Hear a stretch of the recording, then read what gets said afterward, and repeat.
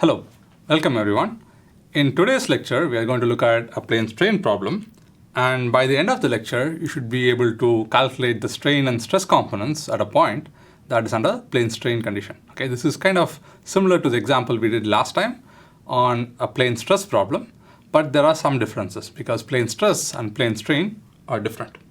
Okay, so let's look at the example here. So here it's given that you have a state of plane strain at a point. Okay, that is something to keep in mind. It's plane strain. And you are given that sigma x at that point is 100 MPa, sigma z is minus 60 MPa, and tau xy is 40 MPa. Okay, and you have the Young's modulus E as 200 GPa, and the shear modulus is 80 GPa. Okay, so this is the state of stress at that point, and we are asked to calculate all the stress and strain components and write the sigma and epsilon matrices. Okay, so this problem it's not particularly difficult, but there are a couple of things that you have to notice. Okay, so if you look at this problem, it's a plane strain problem. Okay, and you are given two stresses and one strain, actually three stresses, right? Sigma x, sigma z, and tau xy. Right? So the first question that you have to think about is, this is plane strain in which plane? Is it the xy plane, is it the xz plane, or the yz plane? Okay. Here it might be a little bit confusing because you have sigma x, sigma z, and tau xy. So is it plane strain in the xy plane, or is the plane strain in the xz plane? Okay. So the way to answer that question is to again look at the shear stress or the shear strain. Okay, so the shear stress is in the xy plane, which means that the shear strain is also in the xy plane, and that means the plane strain is in the xy plane. Okay, now the natural question is, why is sigma z not 0 then? And the answer is, it is a plane strain problem, so epsilon z is 0. It doesn't necessarily mean that sigma z is 0. Okay, so this is something that you must keep in mind. Plane strain in the xy plane does not mean sigma z is 0. It only means epsilon z is 0. Okay, so once you get that clarified and once you sort that out, then everything essentially becomes quite simple.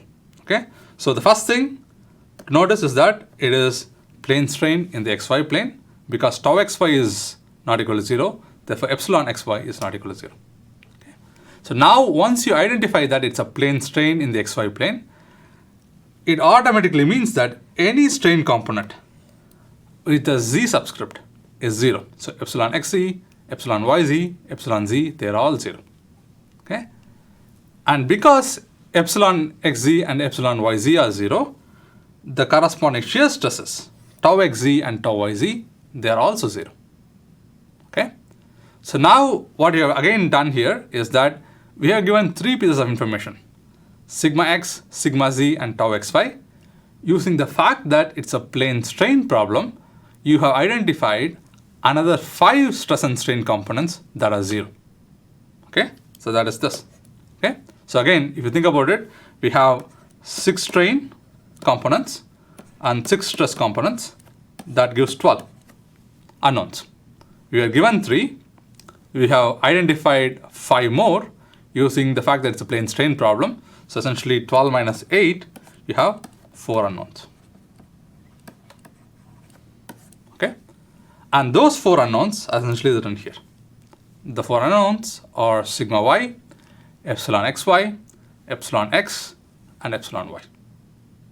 Okay, so now the problem is well defined, and now we can start using our Hooke's law and other information to find out these unknowns.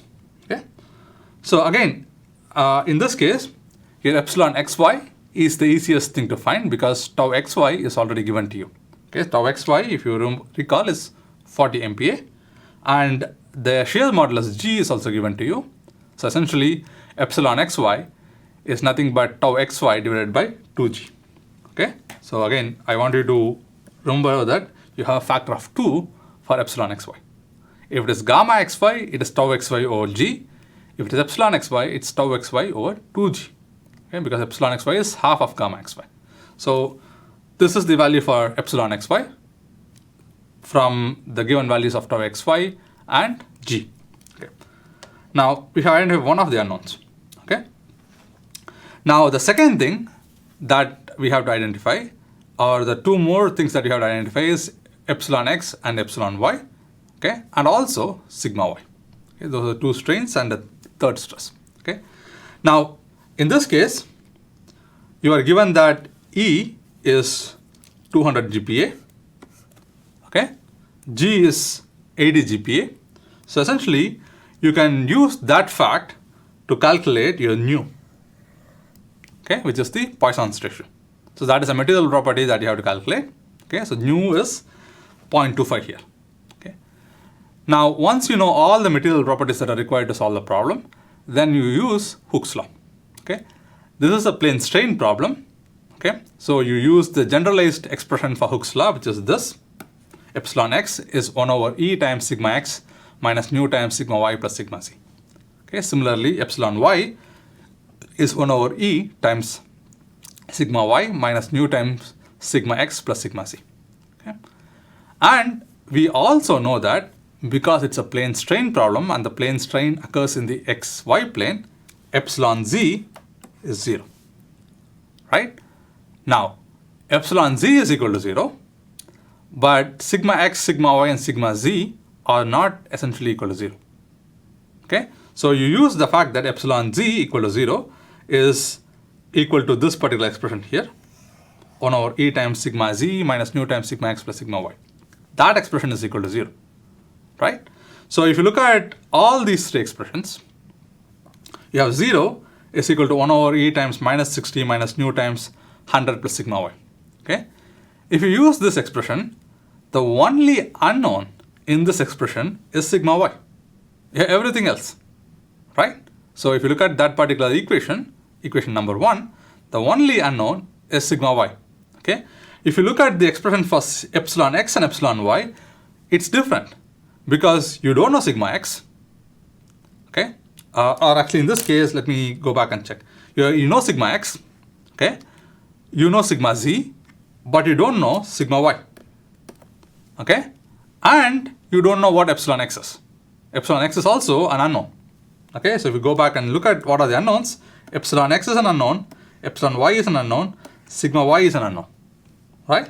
So if you go and look at this expression here for epsilon x, right? This is unknown.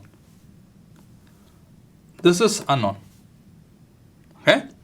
And if you look at the expression for sigma epsilon y, this is unknown and this is also unknown. Right? So you can't solve either of those two equations for epsilon x or epsilon y.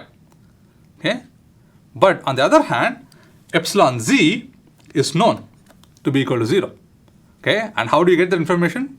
Because it is given that it is a plane strain problem and it's a plane strain in the xy plane. Okay? So that is how you get the expression value for epsilon z.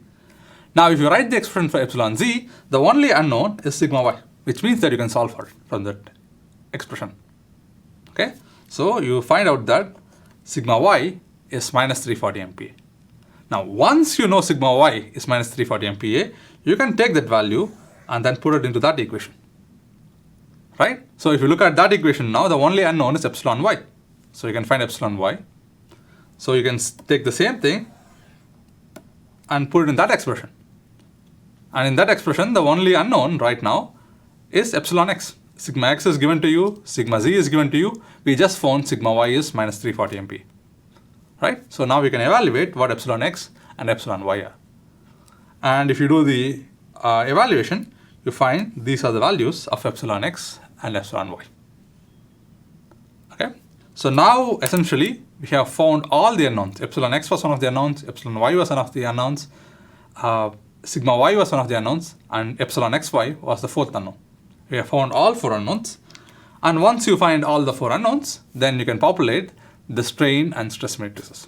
Okay? Now again, it's a plane strain problem. So essentially, one column and one row of the strain matrix will be 0. Okay? So you have only strains in the xy plane, any strain component that has a z subscript is 0. Okay. On the other hand, you have all three normal stresses, okay, and one of the shear stresses. So sigma x is non-zero, sigma y is non-zero, sigma z is non-zero, and tau xy is non-zero. Okay. Just to recall, this is tau xy, this is sigma x, this is sigma y, and this is sigma z. Okay, and that essentially forms the stress matrix. Okay, so I want you to again like pay attention to the form of the stress and strain matrices for the plane strain condition and the plane stress condition that we looked in the previous lecture. Okay, so with that I would like to conclude, and I'll see you in the next lecture. Thank you.